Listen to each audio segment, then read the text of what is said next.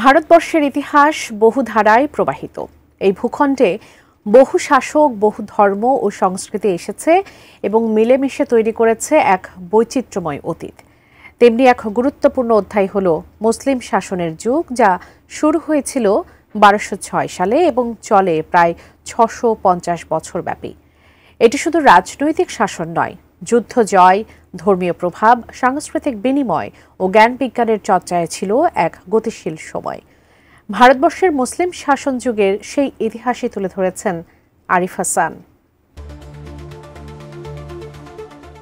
ভারতবর্ষে মুসলিম আগমন প্রথম ঘটে আরব ব্যবসায়ীদের মাধ্যমে 7ম শতাব্দীর মাঝামাঝি। তবে রাজনৈতিকভাবে মুসলিম শাসনের সূচনা ঘটে 11 শতকের শেষ ভাগে, যখন মোহাম্মদ ঘোরি দিল্লি দখল করেন। তার সেনাপতি কুতুবউদ্দিন আইবেক 1206 সালে দিল্লি সালতানাত প্রতিষ্ঠা করেন, যা ছিল মুসলিম শাসনের আনুষ্ঠানিক সূচনা।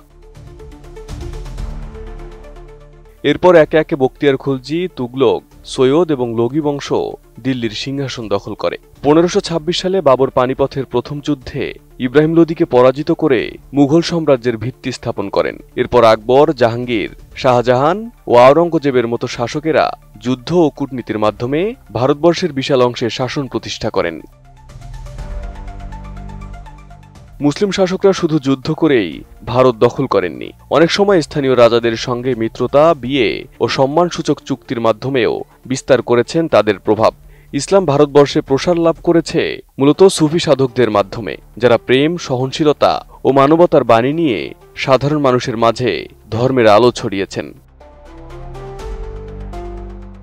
চিশতি, সুহরাওয়ার্দী ও কাদরিয়া তরিকার সুফিরা হিন্দু মুসলমান নির্বিশেষে জনগণের কাছে জনপ্রিয় হয়ে ওঠেন। পীর আউলিয়ার দরগা ছিল সামাজিক সংহতির কেন্দ্রস্থল। বাংলার শাহজালাল, শাহ মখদুম রূপোশ, খান জাহান আলীরা ইসলামের বাণী পৌঁছে দিয়েছেন হৃদয়ের ভাষায়, তলোয়ারের নয়। সামগ্রিকভাবে ইসলাম ভারতবর্ষে ধীরে ধীরে এবং সহনশীল ধারার মাধ্যমেই ছড়িয়েছে। মুসলিম শাসনের সময় প্রশাসনে অনেক আধুনিকায়ন হয়। মুঘল সম্রাট আকবরের দহশালা রাজস্ব নীতি, শের শাহের সড়ক ও ডাক ব্যবস্থা এবং আওরঙ্গজেবের আইন সংকলন, এসবই ছিল কার্যকর প্রশাসনিক পদক্ষেপ।